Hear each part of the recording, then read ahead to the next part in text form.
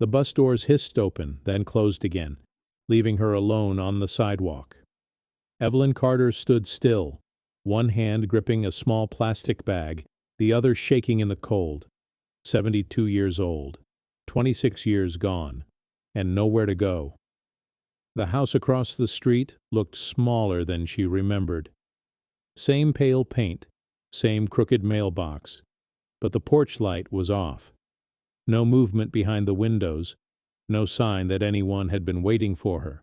Evelyn took a step forward and felt her knees weaken. Prison had taught her how to survive noise, hunger, and fear. What it never prepared her for was this silence, this moment where freedom felt heavier than the bars she left behind.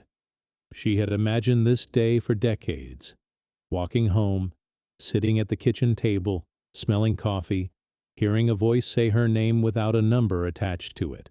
She had repeated that picture in her mind every night, holding on to it like proof that her life still mattered. But standing there now, with her coat too thin and her heart racing, she realized something was wrong. The door was locked. A piece of paper was taped to the frame. Not a welcome note, not an apology, just a notice. Legal language, cold words, her name printed at the top like a final sentence. Evelyn pressed her forehead against the wood and closed her eyes. Everything she had survived had been for this moment. Every birthday missed, every funeral she was never told about, every promise she made to herself in the dark. If this door stayed closed, she had no idea who she was anymore. And as her hand slid down the door and her knees finally gave in, one question echoed louder than all the years she had lost. After paying for a crime she never stopped regretting, did Evelyn still deserve a place in the world she was coming back to? Evelyn Carter had learned how to wait long before she learned how to live with the consequences of waiting. She learned it in narrow concrete hallways that smelled of bleach and old air, in rooms where the lights never fully turned off and sleep came in fragments, in lines for meals, for mail, for medication, for counts that happened so often they erased any sense of time. Waiting became a skill, then a habit, then a way of thinking. You waited because there was nothing else to do. You waited because hope, even when it hurt, was safer than giving up. What Evelyn never learned was how to stop waiting once the doors finally opened. Now she stood outside the house she had pictured for more than 2 decades, her body frozen in place as if she were still waiting for permission to move. The bus had already disappeared down the road, its engine fading into the distance, taking with it the last official proof that she had been released, that she was free, and completely alone. The house looked smaller than it had in her memory, not just smaller, but tired. The pale paint was chipped. The steps sagged slightly in the middle. The curtains were drawn tight, giving the windows a closed, guarded look. There was no light on inside, no sign of warmth, no sign of life. Evelyn tightened her grip on the thin plastic bag that held everything she owned. A pair of socks, some paperwork, a photograph she had folded so many times the edges were soft as cloth. The cold seeped through her coat, settling into her bones, but she barely noticed. Her heart was pounding too loudly for her to feel much else. She took one slow step toward the door, then another. Each step felt heavier than the last. Prison had taught her how to endure noise, screaming, metal slamming, voices that carried anger like a second language. It had never prepared her for this kind of silence, the kind that presses against your chest and asks questions you're not ready to answer. She reached the door and tried the handle. Locked. For a moment she just stood there, staring at her own hand like it had betrayed her. Then she noticed the paper taped to the door frame. White. Official. Neatly placed. Her stomach tightened. She peeled it off carefully, as if the paper itself might crumble under her fingers. Notice of eviction. Property reclaimed by the county. The words blurred, then sharpened again as she forced herself to focus. Her name was printed clearly at the top. Full legal name. No nickname. No warmth. Just ink. Evelyn read the notice once, then again, Then a third time, slower, as if reading it carefully enough might change the meaning. The house no longer belonged to her. It no longer belonged to her mother. The county had taken it. Months ago. She let out a sound that surprised her. It wasn't loud, it wasn't dramatic, just a small broken breath that escaped before she could stop it. She pressed her free hand against the door, resting her forehead against the cold wood. 26 years. That was how long she had held on to this place, to this door, to the idea that no matter what happened inside those prison walls, something familiar was waiting on the other side. She had imagined her mother sitting at the kitchen table, older but still steady, a pot of coffee on the stove, maybe soup warming. She had imagined the sound of her own name spoken gently, without a number attached to it. Instead, there was only paper and silence. Ruth Carter had promised her. In her letters, Ruth always said the same thing in different ways. The house is still here. Your room is just how you left it. You'll always have a place with me. Those words had kept Evelyn breathing on nights when the cell felt too small and the future felt impossible. Ruth's letters had been her anchor. At first they came often, long pages filled with details about neighbors, repairs that needed doing, the way the maple tree out front lost another branch in a storm. Over time the letters got shorter, less frequent. Then, 3 years ago, they stopped completely. The letter that replaced them had been thin. Your mother passed peacefully in her sleep. That was all it said. No funeral information, no return address she recognized, no explanation for why no one had told her sooner. Evelyn had held that paper in her hands for hours, reading it again and again, feeling grief hit her in waves that had nowhere to go. Now, standing outside a house that no longer existed for her, that grief returned sharper than before. She folded the eviction notice carefully and placed it back where she found it, smoothing the corners as if that small act of respect still mattered. Then she picked up her bag and stepped down from the porch. Her knees protested immediately. Age and cold and stress worked together, reminding her that her body had changed while the world moved on without her. She paused at the bottom step, steadying herself, then started down the sidewalk. She didn't have a plan, just motion. The town felt both familiar and foreign. Same streets, same diner sign down the block, but the faces were different. The rhythm was different. People moved with purpose, with places to be and people expecting them. Evelyn moved like a ghost among them. As she walked, memories rose without warning. Before prison, before the trial, before the night that rewrote her life, Evelyn had been someone ordinary. She had worked long shifts at a diner just off Route 17, refilling coffee mugs and memorizing regulars' orders. She listened more than she talked. She smiled even when her feet hurt. She believed that if you worked hard and stayed honest, things would eventually even out. Her husband Frank had believed that too.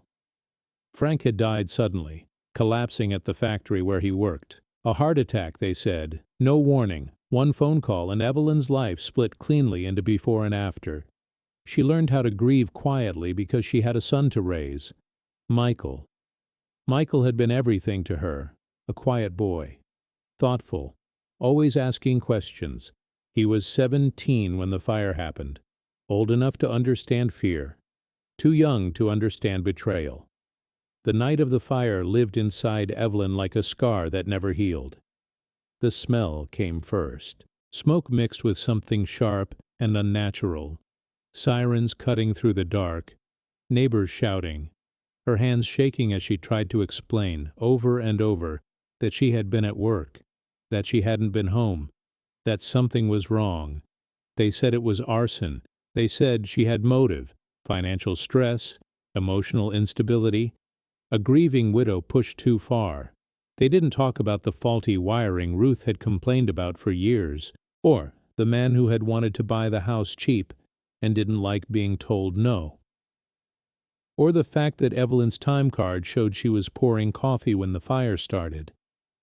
They told a story that fit neatly inside a courtroom, and the jury believed it.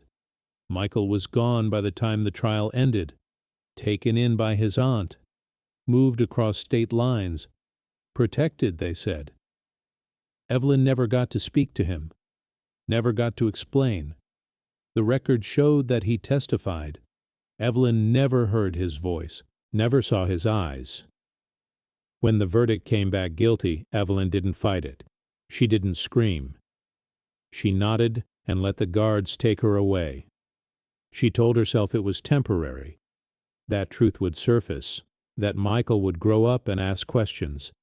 Years passed. Michael never wrote.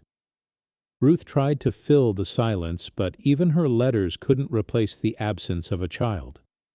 Now walking past a grocery store glowing with warm light, Evelyn stopped. Inside, families moved easily through the aisles. Children complained. Couples argued softly about prices. Life happened without effort. She stood outside, unseen. A thought settled in her chest, heavy and uncomfortable. What if the locked door wasn't just about the house? What if someone had made sure there was nothing left for her to come back to? One name surfaced, uninvited and painful. Michael. If her son had grown up believing she was guilty, if he had been told she was dangerous, unstable, undeserving. Evelyn felt something shift inside her. Coming home was supposed to be the end of her sentence. Instead, it felt like the beginning of something far more uncertain. That first night out of prison, Evelyn slept on a bench outside the bus station. She didn't plan to. It just happened that way. By the time the grocery store closed and the streets emptied, she was exhausted. Not the kind of tired that comes from a long day, but the deep, aching fatigue that settles into a person who has spent years holding herself together.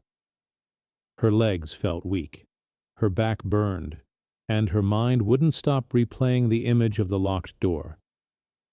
The bus station was warm, not comfortable, but warm enough. A few other people sat scattered across the room, all of them strangers, all of them pretending not to see one another.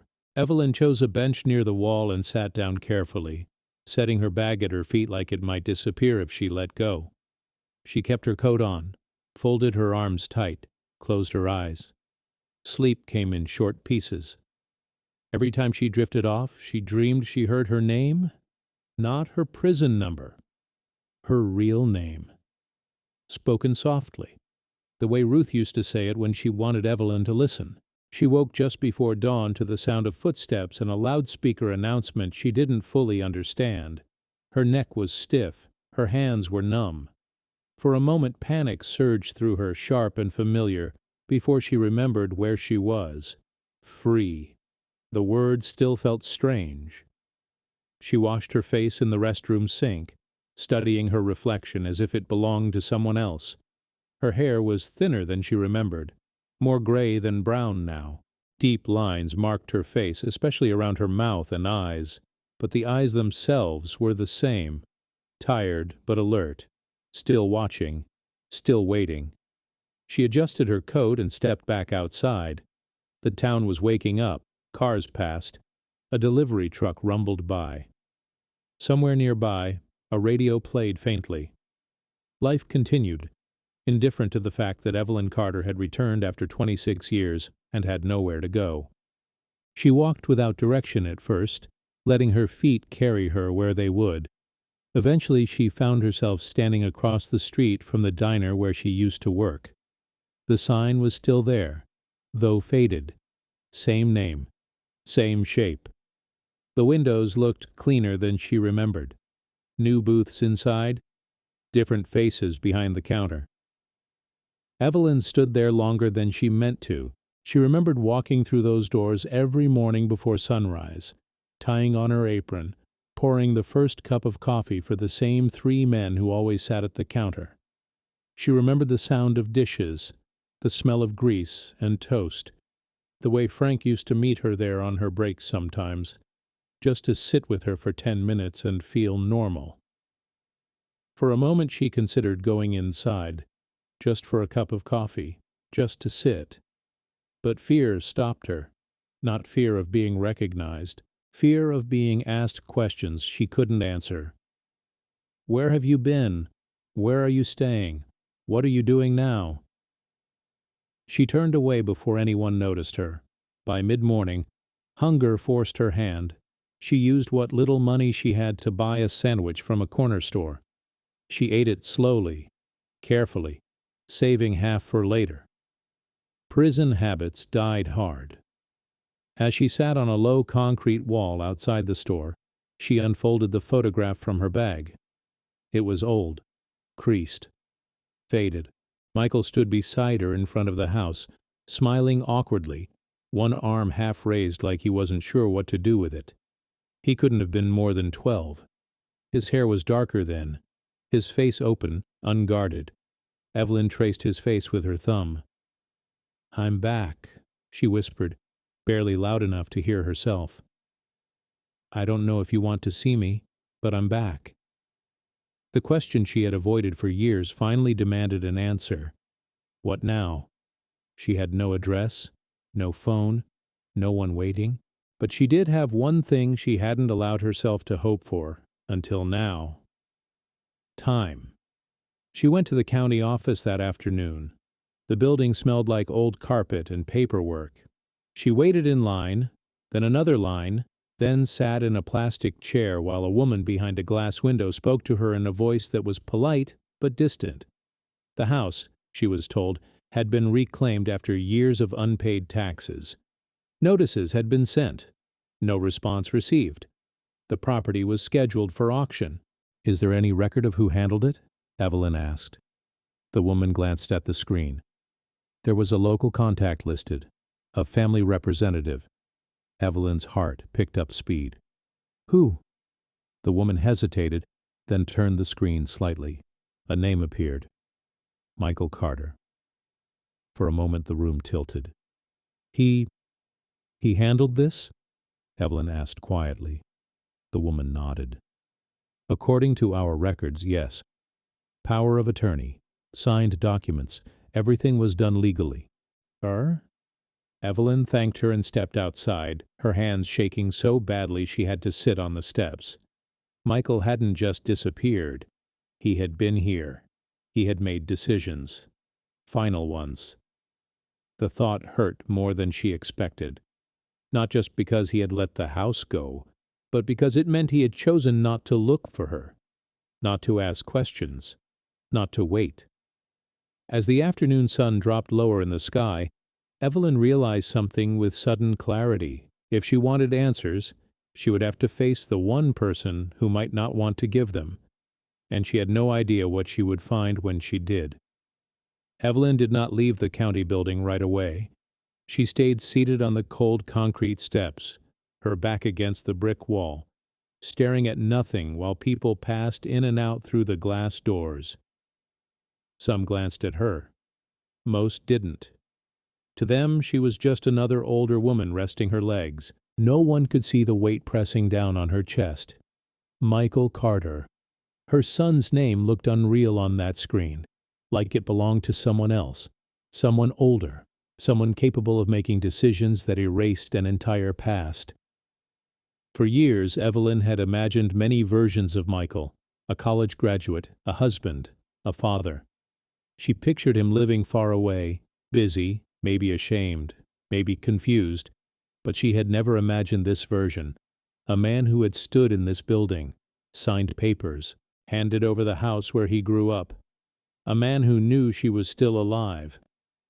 Evelyn pressed her palms against her eyes, breathing slowly until the dizziness passed. Prison had taught her that panic wasted energy. You learned to sit with pain until it settled into something manageable. Eventually, she stood and began walking again. She spent that afternoon moving between places that offered temporary shelter, a public library where she sat quietly at a corner table, pretending to read while she listened to conversations around her, a church basement where a volunteer offered her a cup of soup without asking questions, a small park where she rested her legs and watched parents push children on swings. Everywhere she went, she carried the same question with her. Why? Why would Michael do this? The simplest answer came easily. He believed she was guilty. He believed the story he had been told as a teenager and never challenged it. From his perspective, the house was just a burden, a reminder of something painful, something he wanted to close and move on from. But another thought kept intruding. What if someone helped him decide? What if the story he grew up with had been carefully shaped? Evelyn remembered the trial again, details resurfacing that she had tried to bury. The prosecutor's confident tone, the way certain facts were emphasized while others disappeared entirely. The way Ruth had cried quietly in the back row while Evelyn sat alone at the defense table. And she remembered one other thing. The man who had offered to buy the house before the fire. His name was Thomas Hargreave, a local contractor, well-connected, friendly in public. Ruth had never trusted him. She said he smiled too much and listened too closely. He had wanted the land, not the house, the location, the corner lot. After the fire, he testified about Evelyn's state of mind, about conversations she didn't remember having, about concerns she never voiced. At the time, Evelyn had been too overwhelmed to connect the dots. Now, sitting on a bench as the sun dipped behind the trees, those dots felt uncomfortably close together. She shook her head slowly. No, she couldn't do this. She couldn't reopen old wounds based on suspicion alone. Not without proof, not without reason. What she did have was one clear fact. Michael had been here, which meant Michael might still be here. That night, Evelyn returned to the bus station.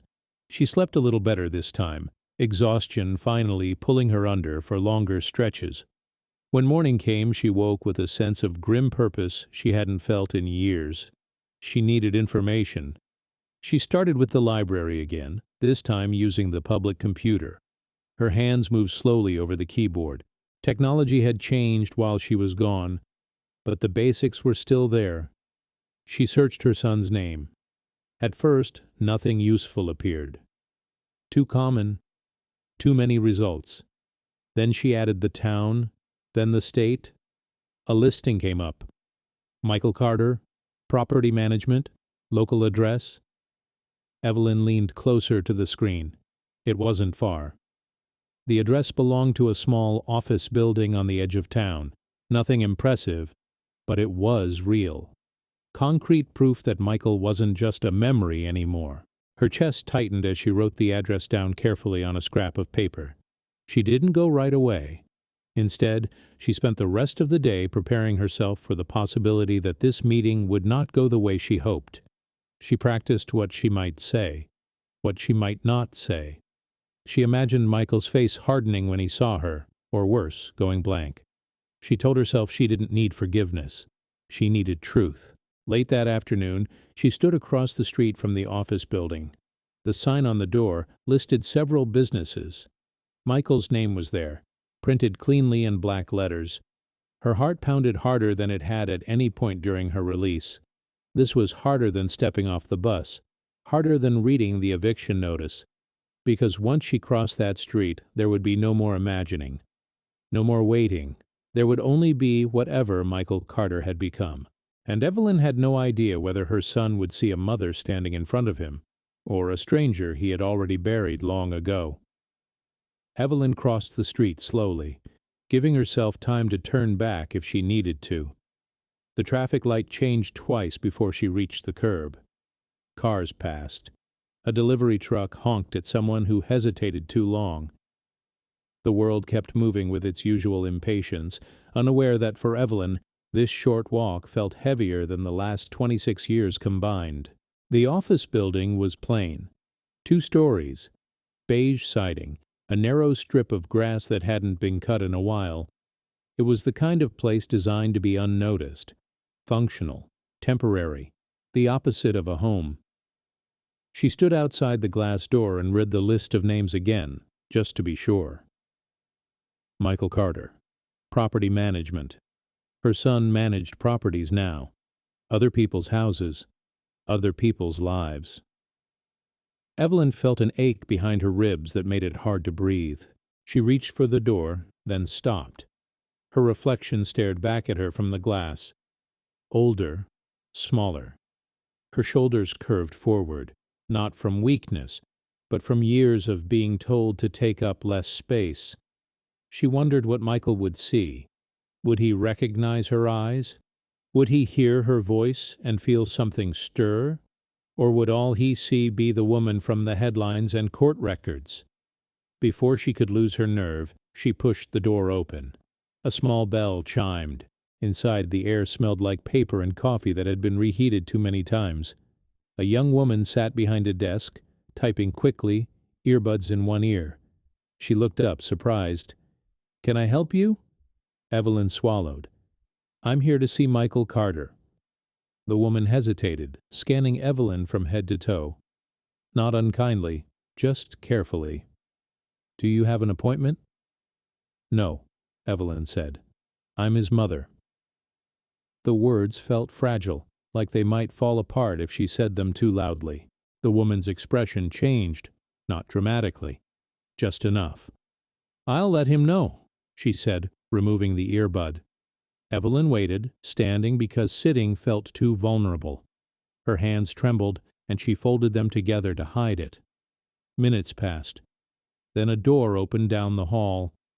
Evelyn looked up. Michael stepped into view. He was taller than she expected, broader. His hair was shorter, neatly cut with a few strands of gray already showing at the temples. His face was older, more serious, but unmistakably familiar. The shape of his jaw, the way his eyes narrowed slightly when he focused. For a split second, something crossed his face. Surprise, shock, recognition. Then it was gone. "What are you doing here?" he asked. His voice was calm, controlled, not angry. That somehow hurt more. "I came home," Evelyn said quietly. "I had nowhere else to go." Michael glanced at the receptionist, then gestured toward his office. "We should talk in private," till she followed him down the hall, each step echoing too loudly in her ears. His office was small but tidy. A desk, a filing cabinet, framed certificates on the wall, no family photos. He closed the door. They stood facing each other, separated by a few feet that felt impossible to cross. "You shouldn't have come here," Michael said. Evelyn nodded. "I know, but I needed to understand." "Understand what?" "The house." Michael's jaw tightened. "That's over. It was handled legally." "I know," Evelyn said. "I saw the paperwork. I didn't know you were the one who signed it." Silence filled the room. Finally, Michael spoke. "I did what I had to do." "For who?" Evelyn asked gently. "For everyone," he replied. "That place was a mess. It had back taxes, repairs. It was tied up in history." "Our history," Evelyn said. Michael exhaled sharply. "You lost the right to call it that when you burned it down." The words landed hard, even though she had expected them. "I didn't," Evelyn said. "You know I didn't." "I know what the court decided," Michael replied. "I know what Aunt Linda told me. I know what everyone told me for years." "And did you ever ask me?" Evelyn asked. Michael looked away. "I was a kid. And now you're not." That made him flinch. "I waited for you," Evelyn continued. "For letters, for questions, for anything." "I waited too," Michael snapped. "I waited for you to admit it." They stared at each other, decades of silence pressing down between them. Evelyn reached into her bag slowly, careful not to alarm him, and pulled out the folded photograph. She placed it on the desk. "You remember this," she said. Michael looked at it despite himself. His expression softened for a moment before hardening again. "That doesn't change anything," he said. "No," Evelyn agreed. "But the truth might." Michael laughed quietly without humor.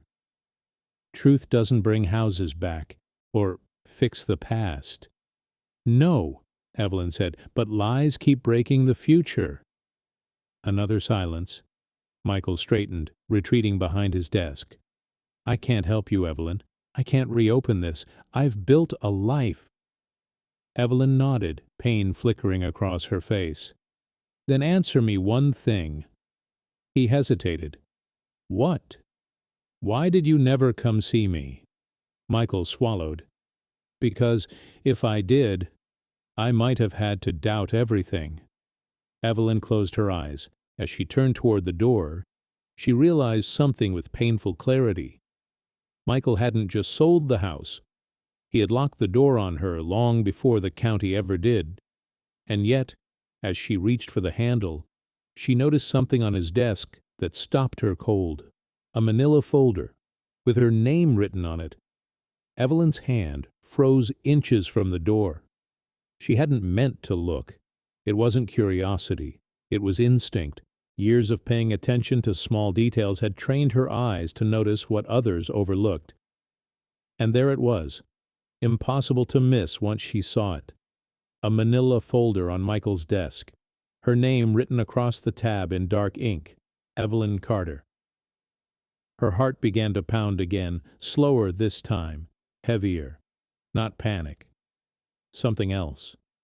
A pressure that settled deep in her chest. You kept records, she said quietly. Michael followed her gaze. His shoulders stiffened. That's none of your business. You said this was over, Evelyn replied, turning back toward him. That you didn't want to reopen anything, but that folder says otherwise. Michael stood abruptly, moving to place his hand over the folder, as if he could hide it by touch alone. The gesture was reflexive, protective. You don't understand, he said. Then help me, Evelyn replied. Her voice didn't rise. It didn't accuse. It asked. For a moment she saw something crack in him, a hesitation, a flicker of uncertainty that reminded her painfully of the boy he used to be when he didn't know how to lie yet. Michael sank back into his chair slowly. I kept it because I needed it, he said. Not for you, for me. For what? Evelyn asked. To remember why I stayed away, he answered. To remind myself why I made the choices I made. Evelyn took a step closer. What choices? Michael rubbed his face with both hands, dragging them down slowly, as if trying to wipe something off that wouldn't come clean. After Grandma died, he said, staring at the desk, things didn't add up. Evelyn's breath caught. She left letters, he continued. Not to you, to me. She didn't send them.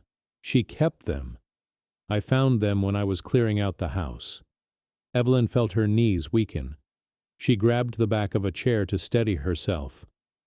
What kind of letters? She asked. Michael hesitated. Questions, doubts, notes about the fire, about people she didn't trust. Her mind immediately filled with Ruth's careful handwriting, the way her mother documented everything. Repairs, conversations, dates. She thought something was wrong, Evelyn whispered. Yes, Michael said, but that doesn't mean she was right. Did you read them? Evelyn asked. Michael nodded once. I did, and I hated her for planting that doubt in my head. Why? Evelyn asked. Because if she was right, he said quietly, then everything I believed about you, about my life, was built on a lie. The room felt smaller. Evelyn took another step forward, careful not to push too hard. What else was in the folder? Michael was silent for a long moment. Then, reluctantly, he opened the folder and slid it across the desk just enough for her to see. Inside were copies of old reports, newspaper clippings, handwritten notes in Ruth's unmistakable script, and something else, a photograph, the burned remains of the house, the side of the structure that faced the alley, a section Evelyn had never seen in any official evidence. There was an electrical panel there, Michael said, hidden behind a storage unit. It was never inspected. Evelyn stared at the photo, her hands trembling now. They never showed this at the trial. I know, Michael replied. I asked for the full records years later. This wasn't included. Why keep this? Evelyn asked. Why not come to me? Michael's voice broke despite his effort to control it. Because once I accepted this, I would have to accept that I let my mother rot in prison. The words hung between them, raw and unprotected. Evelyn closed her eyes briefly. When she opened them, her gaze was steady. You didn't put me there, she said. But you might be the only one who can help me get out of what's left of it. Michael shook his head. It's too late. The case is old. Evidence is gone. Witnesses are dead. Not all of them, Evelyn said softly. Michael looked up. What do you mean? Evelyn reached into her bag again and pulled out a folded piece of paper she hadn't shown anyone yet. A document she had carried since her release. I stopped by the county archives this morning, she said. I asked for property records before the fire. I found something interesting. She placed the paper on the desk beside the folder. A transfer request. Unsigned, with a familiar name printed at the bottom, Thomas Hargreave. Michael's face drained of color. He was still trying to buy the house? Evelyn said. Weeks before the fire. Michael stared at the paper, his jaw tightening. He testified against you. Yes, Evelyn replied. And he lied.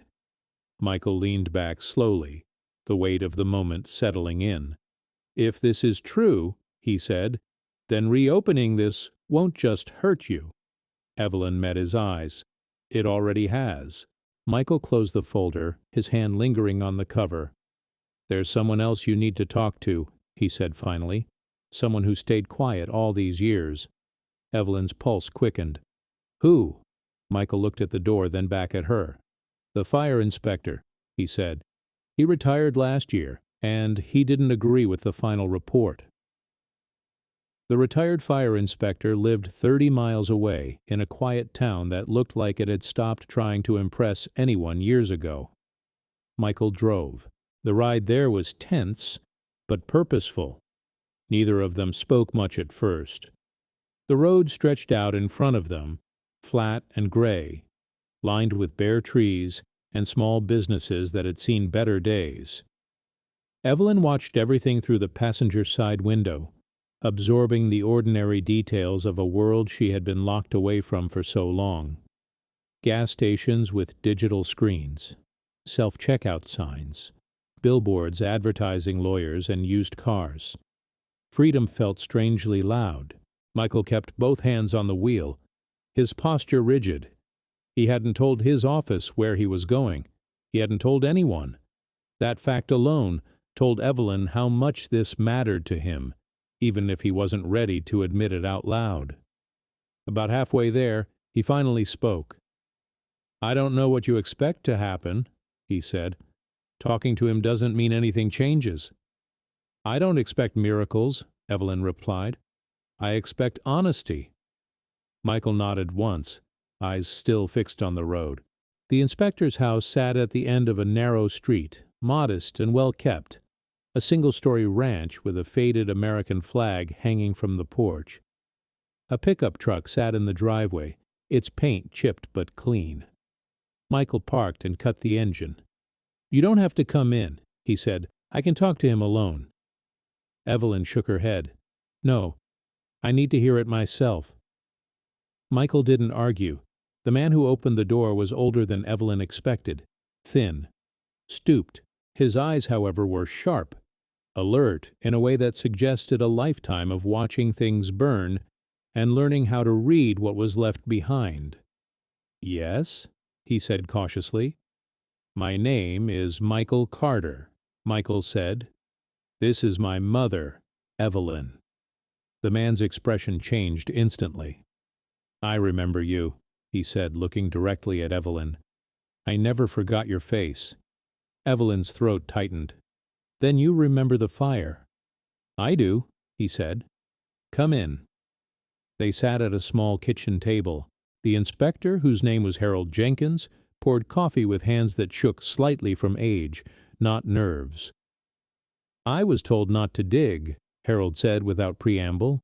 "Back then—" Michael leaned forward. "Told by who?" "County officials," Harold replied, "and a few people who didn't sign their names." Evelyn felt a chill run through her. "I wrote my report based on what I was allowed to inspect," Harold continued. "Not everything I saw." "What did you see?" Evelyn asked. "A secondary ignition point," he said. "Near the alley. Electrical wiring that had been tampered with." Michael's breath caught. "I brought it up," Harold went on. "I was told it didn't fit the narrative, that the case was already moving in a certain direction." "Toward my mother," Michael said. Harold nodded. "You were young. I didn't think anyone would listen if I pushed harder. And I was close to retirement." Evelyn closed her eyes briefly, absorbing the weight of that confession. "Why talk now?" she asked. "Because I've lived with it," Harold replied, "and because I kept copies." He stood slowly and returned with a folder of his own. Inside were notes, sketches, and photographs that mirrored what Michael had already found, but with more detail: dates, measurements, annotations. "This," Harold said, pointing to a photo, "was not an accident." Silence filled the kitchen. Michael looked at his mother, his face pale. "I believed them," he said quietly. "For decades." Evelyn reached across the table and placed her hand over his. He didn't pull away. "We can't change that," she said, "but we can decide what happens next." Harold cleared his throat. "There's one more thing." He slid a final photograph forward. Thomas Hargreave, standing near the alley behind the house, weeks before the fire. Michael stared at it. "This is bigger than just us," he said. Evelyn nodded, and for the first time since her release, she felt something solid form beneath her fear. Momentum. They didn't leave Harold Jenkins's house right away. Michael sat at the kitchen table long after the coffee had gone cold, staring at the photographs and notes spread out in front of him. Evelyn watched her son quietly, recognizing the look on his face. It was the same one he used to get as a child when he realized something important had been hidden from him, something that changed how he saw the world. "I should have known," Michael said finally. His voice was low, almost ashamed. "I work in property. I read documents for a living, and I still didn't see it." "You saw what you were allowed to see," Harold said gently. "That's how these things work." Evelyn folded the copies carefully, treating them with the same care she once reserved for letters from her mother. Each page felt like proof that her life hadn't simply disappeared into a mistake, that something deliberate had happened. "Will you testify?" Michael asked. Harold didn't answer immediately. He looked down at his hands, then out the window toward the yard. "I'm old," he said. "I don't have much to lose anymore. And I've already lost sleep over this for years. If someone asks me under oath what I saw, I'll tell them." That was all Evelyn needed to hear. The drive back was different from the drive there. Still quiet, but the silence no longer felt empty. It felt charged. Every mile brought new questions, new fears, and a growing sense that the truth, once ignored, was now pressing forward, whether anyone was ready for it or not.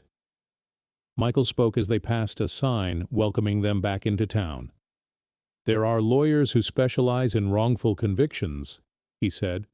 "Most of them won't take a case this old without something concrete." "We have something concrete," Evelyn replied. He nodded. "Maybe. But we'll need more."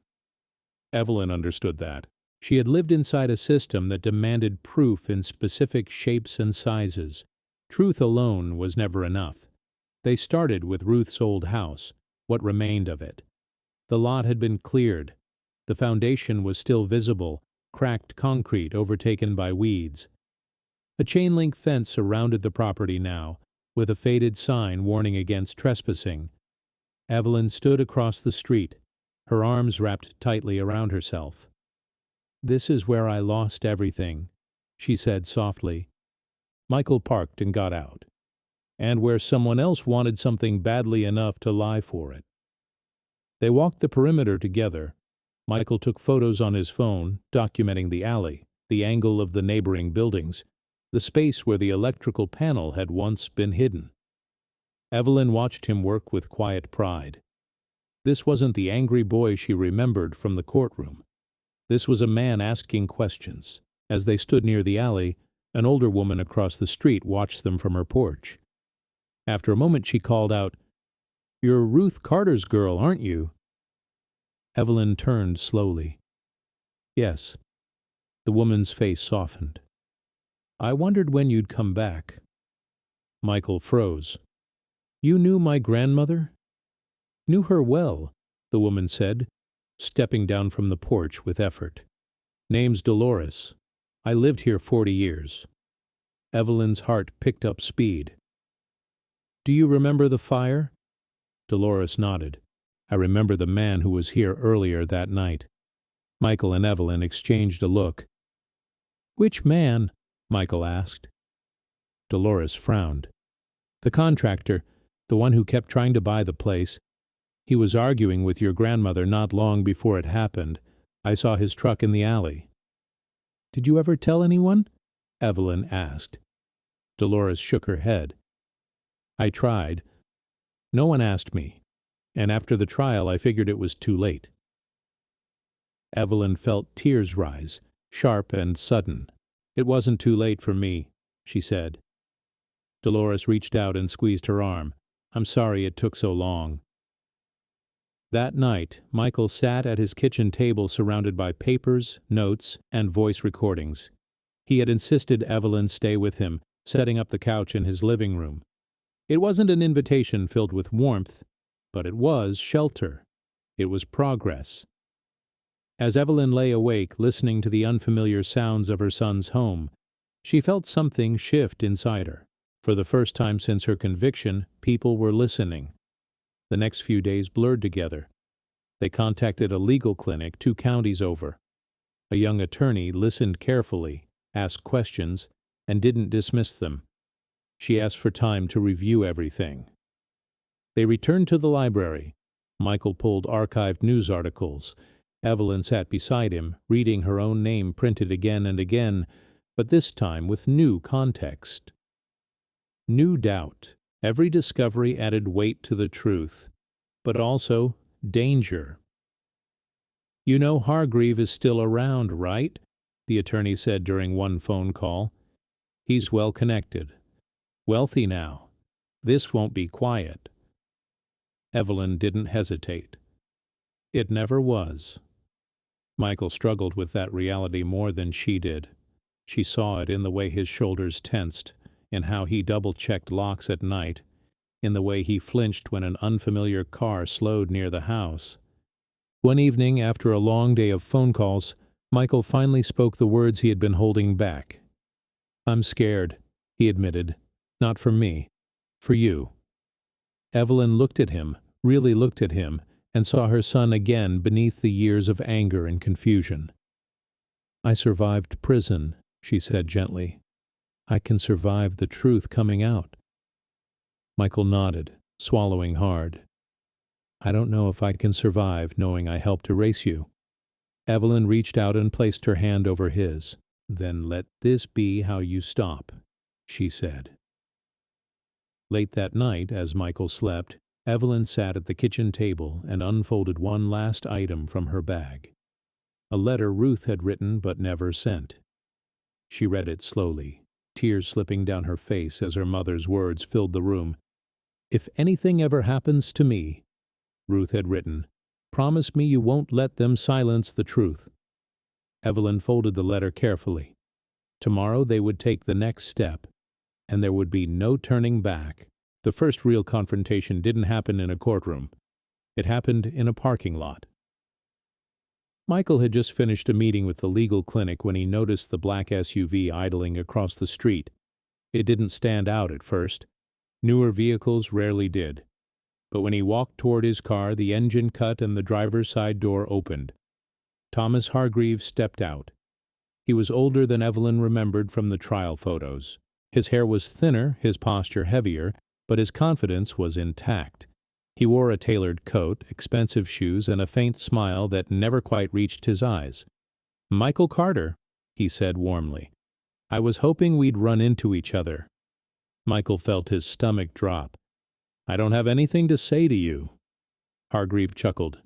"You don't have to. I just want to make sure you understand what you're doing." "I understand exactly what I'm doing," Michael replied. "And so do you." Hargreaves glanced toward the clinic building. "Digging up old wounds helps no one. Your mother served her time. The town moved on." "My mother was innocent," Michael said. Hargreaves' smile tightened. "That's a dangerous word." Before Michael could respond, a familiar voice cut in. "Dangerous for who?" Evelyn stood a few steps behind him, her posture straight despite the tremor in her hands. She had insisted on coming to the meeting, even when Michael asked her to wait at home. Hargreaves' expression shifted. Surprise flickered, quickly masked by composure. "Evelyn Carter," he said. "You look, well." She met his gaze without flinching. "You lied about me." Hargreaves sighed softly, as if disappointed. "I told the truth as I understood it." "You understood it just fine," Evelyn replied. "You wanted my house." Hargreaves' eyes hardened. That property was wasted potential. "It was my family," Evelyn said. A brief silence fell between them. People passed by, unaware of the history standing so close to them. "You don't have proof," Hargreaves said quietly. "And even if you think you do, the system doesn't like being embarrassed." Michael stepped forward. "We're not backing down." Hargreaves looked at him for a long moment. Then he nodded slowly. "I hope you're prepared for what that costs," he said, climbing back into his SUV.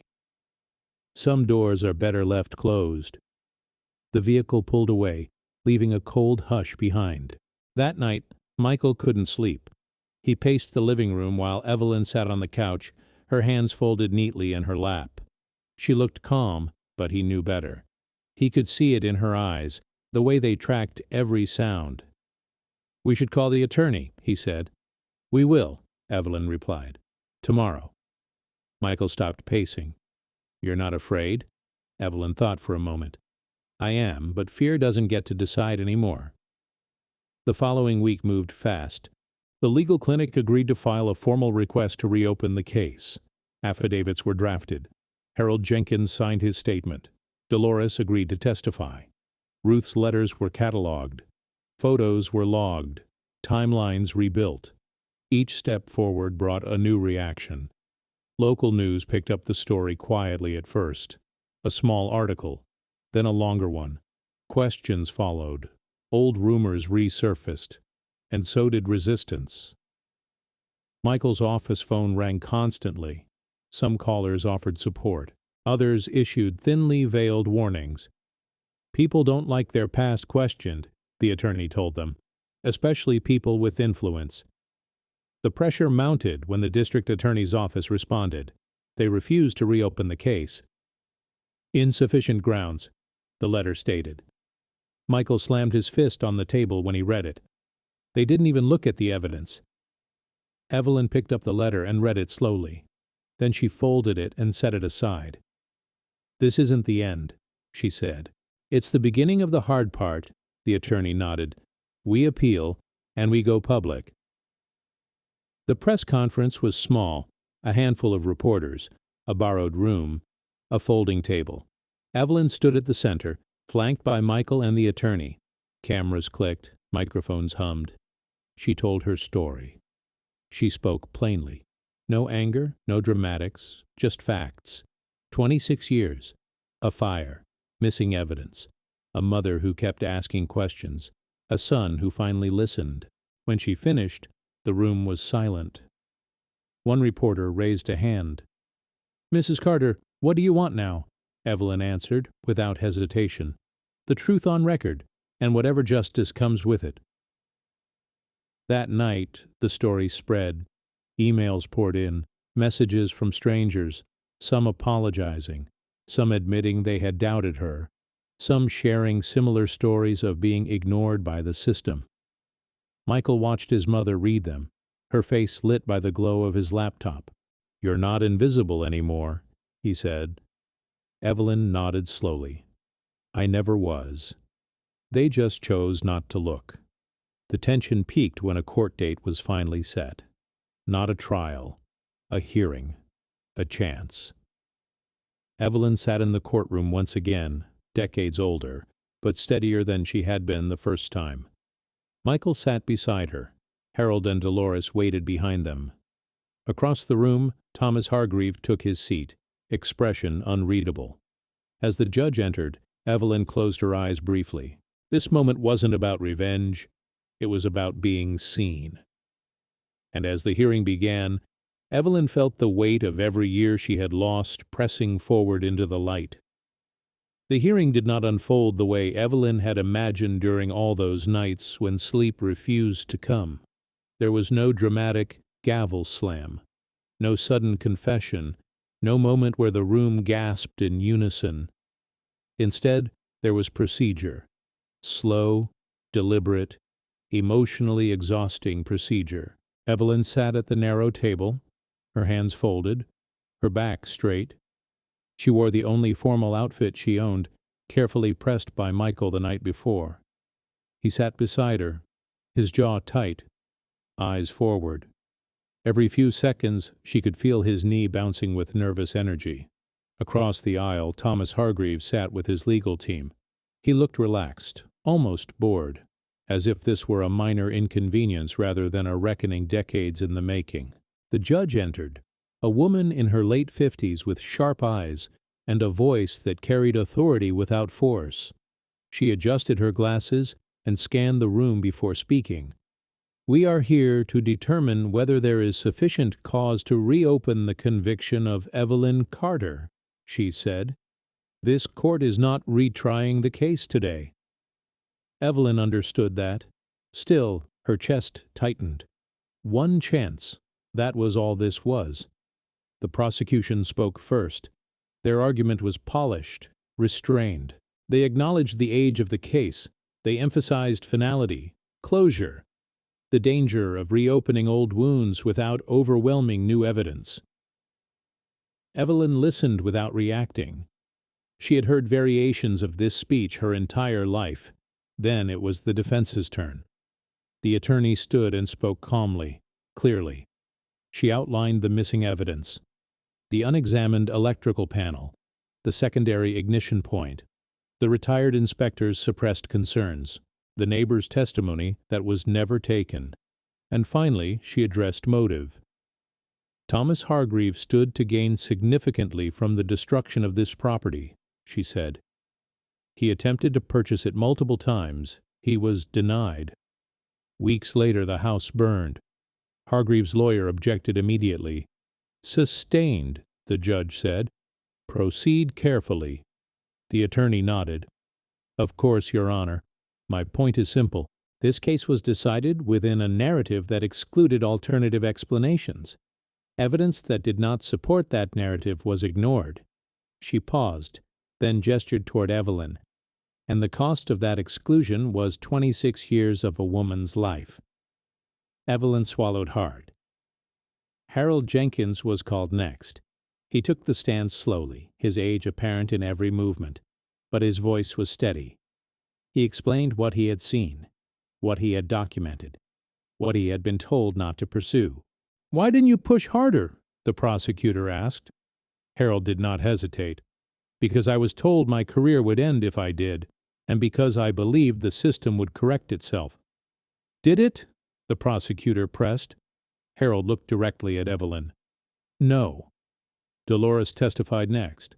Her voice shook, but she did not waver. She described the argument she witnessed. The truck in the alley. The way no one ever came to ask her what she saw. "I thought it didn't matter anymore," she said. "I was wrong." Throughout it all, Evelyn remained silent. until the judge spoke again. "Mrs. Carter," she said, "do you wish to address the court?" Michael's breath caught. Evelyn stood. She did not prepare a speech. She had learned long ago that truth sounded stronger when it wasn't polished. "I don't expect to get my years back," she said.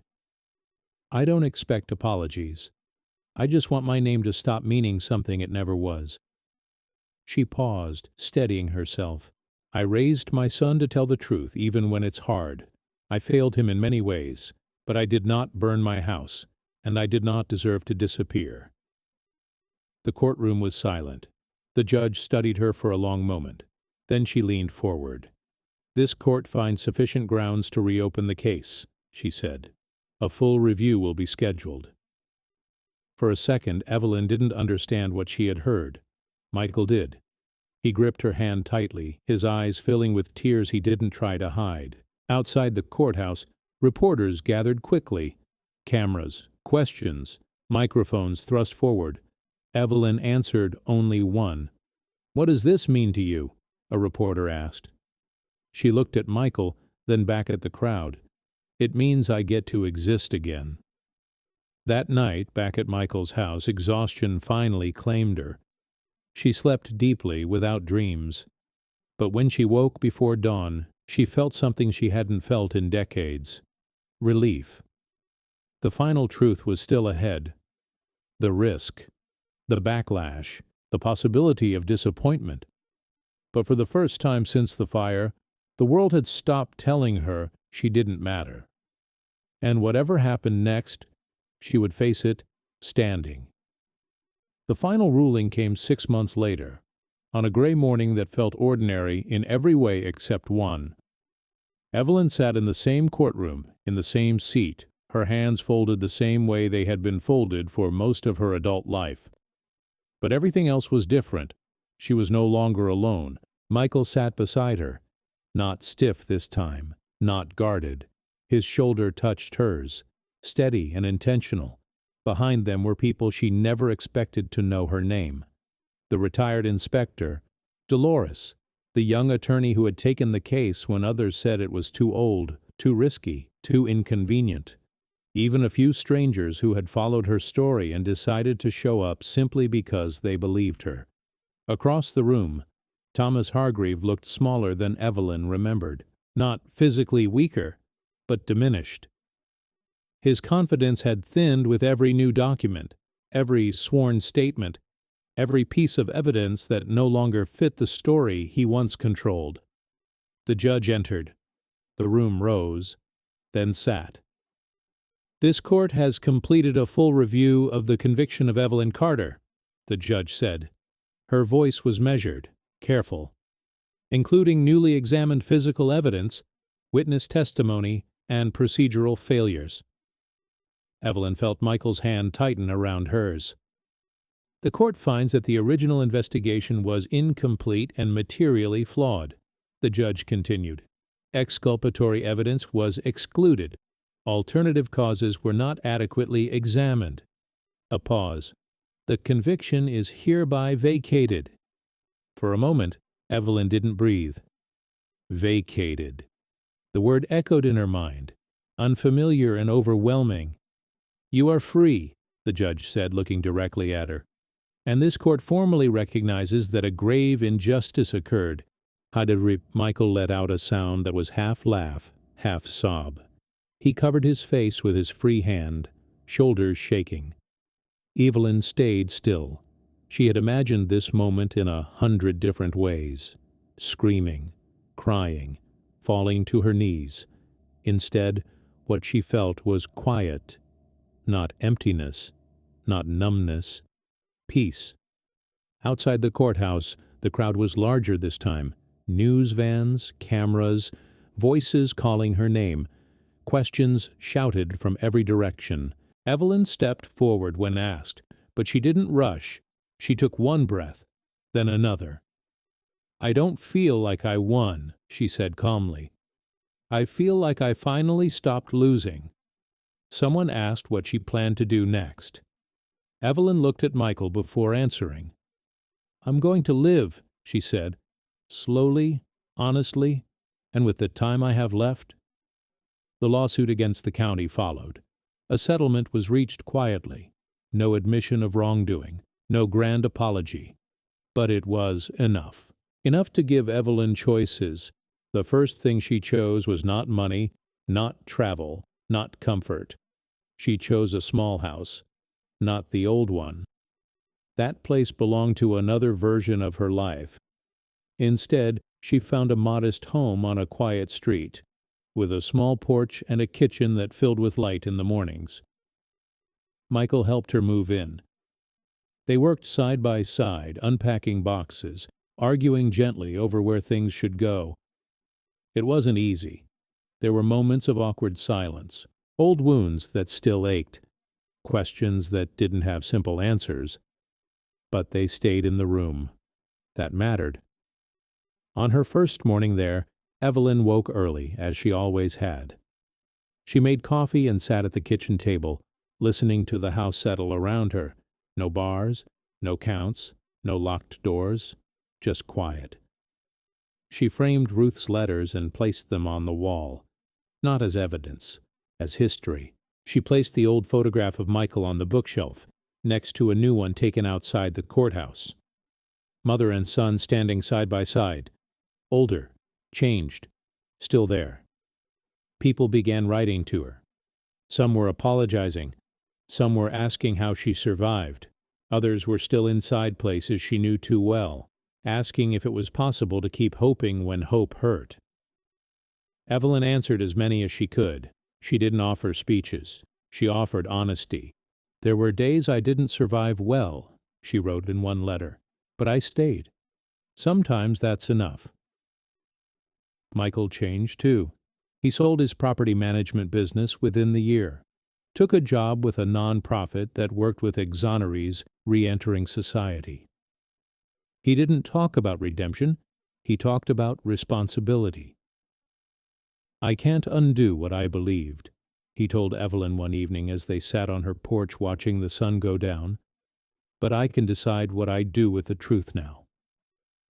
Evelyn nodded. "That's all anyone can do." They sat in silence for a while. Then Michael spoke again. "I used to think my life started after you were gone," he said. "Now I see how much of it I spent running from you." Evelyn didn't interrupt. "I'm here now," he finished. "If you'll let me be." Evelyn reached for his hand. "I never stopped being your mother," she said. "I just ran out of time to prove it." "You still have time," Michael replied. Evelyn smiled softly. "I do," she said, "and I know exactly how valuable it is." On the anniversary of her exoneration, Evelyn stood in a small community center, speaking to a group of people whose faces mirrored the ones she had seen reflected in prison windows for years. She didn't tell them her whole story. She told them the part that mattered most. "They took years from me," she said. "They didn't take my ability to choose who I became afterward." She paused, letting the words settle. "I am not what happened to me," she said, "and neither are you." When she returned home that night, she sat alone at her kitchen table, the house quiet around her. She wasn't waiting anymore. She was living inside the time she had left, carefully, deliberately, with the kind of presence that only comes from knowing exactly what it costs to be forgotten. Evelyn Carter had come home to a locked door.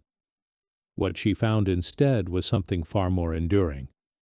Her name, her truth, and a legacy built not on what was taken from her, but on what she chose to give back.